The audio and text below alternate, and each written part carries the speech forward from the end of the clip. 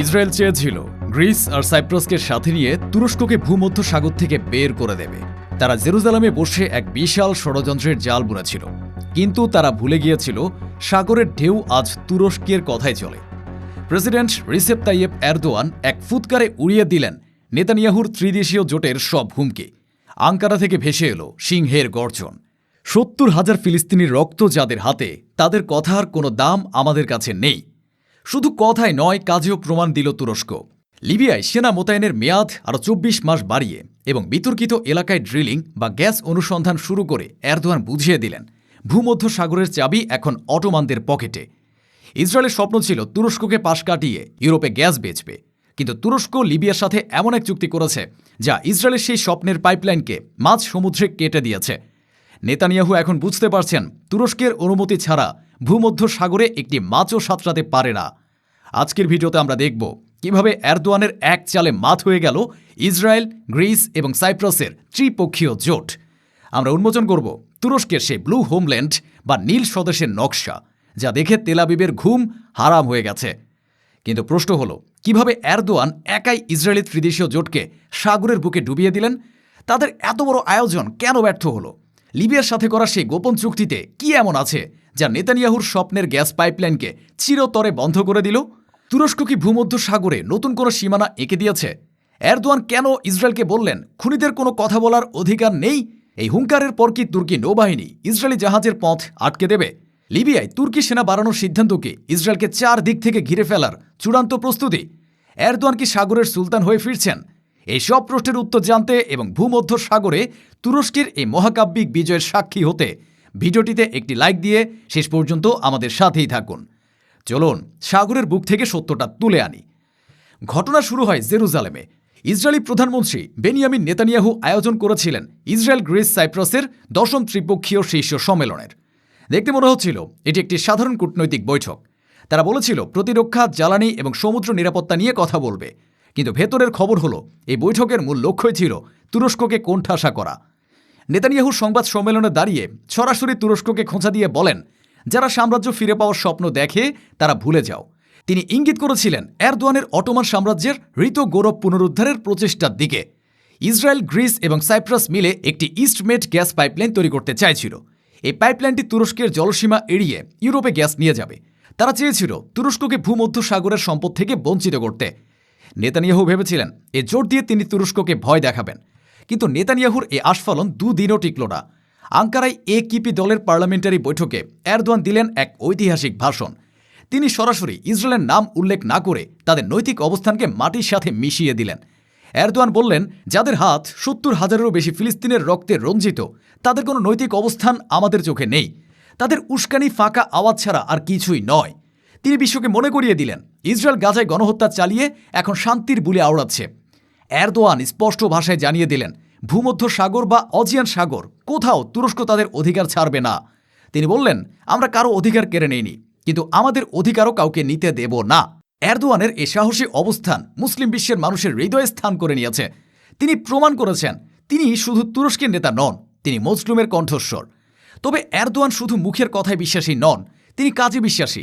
২০১৯ সালে তুরস্ক লিবিয়ার সাথে একটি ঐতিহাসিক মেরিটাইম ডিল বা সমুদ্র সীমা চুক্তি স্বাক্ষর করে। এ চুক্তির ফলে ভূমধ্য সাগরের মাঝখানে তুরস্ক এবং লিবিয়ার একটি বিশাল অর্থনৈতিক জোন বা ইইজেড তৈরি হয়। এই জোনটি এমনভাবে তৈরি করা হয়েছে যে এটি গ্রিস এবং সাইপ্রাসের মাঝখানে দেওয়াল হয়ে দাঁড়িয়েছে। ইসরায়েল যে ইস্টমেড পাইপলাইন বানাতে চেয়েছিল তার পথ এই তুর্কি জোনের উপর দিয়েই যায়। আন্তর্জাতিক আইন অনুযায়ী তুরস্কের অনুমতি ছাড়া এই পাইপলাইন বানানো অসম্ভব, আর তুরস্ক সাফ জানিয়ে দিয়েছে অনুমতি মিলবে না। নেতানিয়াহু ভেবেছিলেন গ্রিসকে দিয়ে তুরস্ককে আটকাবেন, কিন্তু এরদোয়ান লিবিয়াকে সাথে নিয়ে পুরো ছক উল্টে দিয়েছেন। ইসরায়েলের বিলিয়ন ডলারের গ্যাস প্রজেক্ট এখন সাগরের তলায় পৌঁছে মরছে। এটা ছিল এরদোয়ানের এক মাস্টার স্ট্রোক বা মোক্ষম চাল। ইসরায়েলের এই স্বপ্নের প্রজেক্ট ইস্টমেড পাইপলাইন শুধু তুরস্কের বাধার কারণেই বন্ধ হয়নি, এর পেছনে ছিল আমেরিকার এক বড় ইউটার্ন বা ভুল বদল। কিছুদিন আগেও আমেরিকা এই প্রজেক্টের বড় সমর্থক ছিল, কিন্তু তুরস্কের লিবিয়া চুক্তির পর ওয়াশিংটন বুঝতে পারে এই প্রজেক্ট অর্থনৈতিকভাবে অলাভজনক এবং কৌশলগতভাবে অসম্ভব। প্রশাসন চুপিসারে গ্রিস এবং ইসরায়েলকে জানিয়ে দেয়, আমরা আর এই প্রজেক্টে নেই। আমেরিকার এ সমর্থন প্রত্যাহার ছিল নেতানিয়াহুর জন্য এক বিশাল ধাক্কা। তিনি বুঝতে পারেন তুরস্ককে পাশ কাটিয়ে ইউরোপে গ্যাস বেচার এই স্বপ্ন আসলে দিনের বেলায় তারা দেখার মতো। তুরস্ক প্রমাণ করে দিয়েছে ভূমধ্য সাগরে কোনো এনার্জি রুট বা জ্বালানি পথ তৈরি করতে হলে আঙ্কারার দরজায় করা নাড়তেই হবে। এরদোয়ান শুধু লিবিয়াতেই থামেননি, তিনি উত্তর সাইপ্রাসের গেচিতকালে বিমান ঘাঁটিকে এক পূর্ণাঙ্গ ড্রোন ঘাঁটিতে রূপান্তর করেছেন। সেখান থেকে 24 ঘন্টা তুর্কি ড্রোনগুলো সাগরের উপর নজরদারি চালাচ্ছে। ইসরায়েলের গ্যাস ক্ষেত্রগুলো লেভিয়াথান এবং তামার এখন তুরস্কের ড্রোনের রাডারের আওতায়।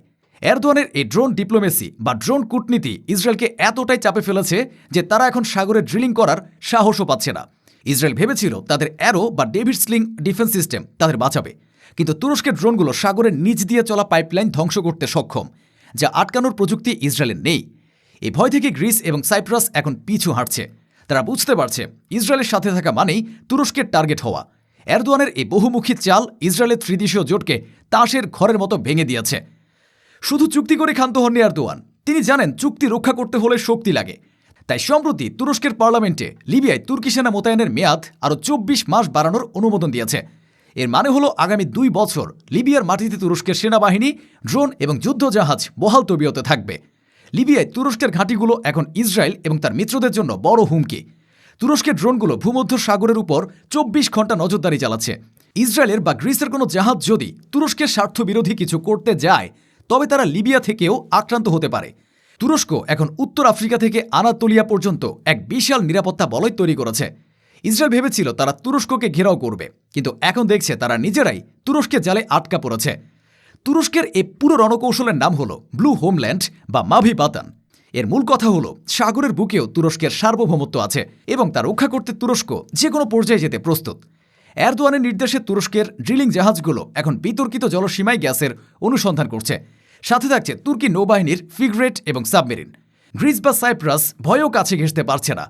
ইসরায়েল দেখছে তাদের মিত্ররা তুরস্কের সামনে অসহায়। আমেরিকা বা ইউরোপীয় ইউনিয়নও তুরস্ককে থামাতে পারছে না, কারণ তুরস্ক ন্যাটোর সদস্য এবং তাদের হাতে আছে শক্তিশালী সেনাবাহিনী। ব্লু হোমল্যান্ড ডকট্রিন প্রমাণ করে তুরস্ক এখন কারো দয়ার উপর নির্ভরশীল নয়, তারা তাদের অধিকার আদায় করে নিতে জানে। সাগরে সুলতান এরদোয়ান আজ ইসরায়েলের দম্ভ চূর্ণ করে দিয়েছেন। জেরুজালেম সামিটে নেতানিয়াহু অনেক বড় বড় কথা বলেছিলেন। তিনি বলেছিলেন, আমরা কারোর সাথে সংঘাত চাই না, কিন্তু আমাদের জোট অটুট থাকবে। কিন্তু বাস্তবতা হলো এই জোট এখন কাগুজে বাঘে পরিণত হয়েছে। তুরস্কের ভয়ে গ্রিস পিছু হটছে। সাইপ্রাস জানে তুরস্কের সাথে লাগলে তাদের অস্তিত্ব থাকবে না। ইসরায়েল এখন একা হয়ে পড়েছে। তাদের গ্যাস ইউরোপে যাওয়ার পথ বন্ধ, তাদের অর্থনীতি চাপে পড়ছে। ফিলিস্তিনদের রক্ত ঝরিয়ে তারা যে পাপ করেছে তার শাস্তি তারা এখন ভূ রাজনীতিতে পাচ্ছে। বিশ্ব দেখছে অন্যের উপর ভিত্তি করে গড়ে ওঠা কোনো জোটই টেকে না। প্রিয় দর্শক, নেতানিয়াহু বুঝতে পারেননি সাগরের বুকে দেওয়াল তোলা যায় না। তুরস্কের নৌশক্তি আজ ভূমধ্য সাগরের প্রতিটি কোণায় পাহারাদার। ইসরায়েলের জোট এখন এক হাসির পাত্র। এরদোয়ান প্রমাণ করেছেন ন্যায়ের পক্ষে থাকলে একা হয়েও বিশ্বকে চ্যালেঞ্জ করা যায়। তুরস্কের এই বিজয় শুধু তাদের নিজেদের নয়, এটি পুরো মুসলিম বিশ্বের বিজয়। ইসরায়েল আজ অবরুদ্ধ, তাদের ষড়যন্ত্র ব্যর্থ। সাগরের ঢেউ আজ তুরস্কের গান গাইছে। আপনারা কি মনে করেন, এরদোয়ানের এই পদক্ষেপ কি ইসরায়েলকে শিক্ষা দিতে পারবে? তুরস্কের এই ব্লু হোমল্যান্ড নীতি কি মুসলিম বিশ্বের জন্য গর্বের? কমেন্টে আপনাদের মূল্যবান মতামত জানান। ভিডিওটি ভালো লাগলে লাইক দিন এবং শেয়ার করে বিশ্বকে জানিয়ে দিন নতুন ভূ রাজনীতির কথা। দেখা হবে পরবর্তী ভিডিওতে। ধন্যবাদ।